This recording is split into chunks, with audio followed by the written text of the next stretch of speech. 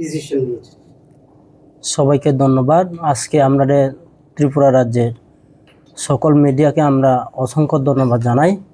আজকে এই প্রেস আমাদের উপজাতি কল্যাণ দপ্তরের মিনিস্টার চেম্বারে এই প্রেস মূল তথ্য হলো আমাদের 5 দফা দাবি আদায়ে আগামী 5 জুন 2026 এই তারিখে আমরা বন্ধ দেখেছি সারা ত্রিপুরা এবং আসাম আগরতলা ন্যাশনাল হাইওয়ে এরপরে রেলপথ সহ অবরোধ ডাকা হলো।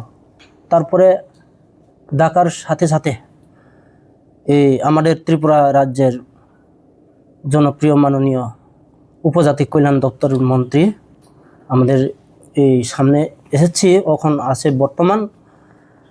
উনি আপনাদের অনুরোধভাবে উনি চেম্বারের মিটিং ডাকা হলো। এটা মিটিং হলো 2 তারিখ জুন 2026, গত কয়েকদিন আগে। এই মিটিংয়ের মধ্যে মূল সিদ্ধান্ত হলো আমাদের যে 5 দফা দাবি আদায়ের।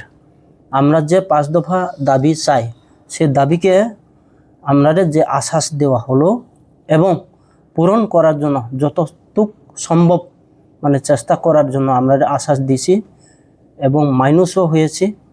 তারপরে সে আশ্বাস অনুসারে আজকে আমরা এই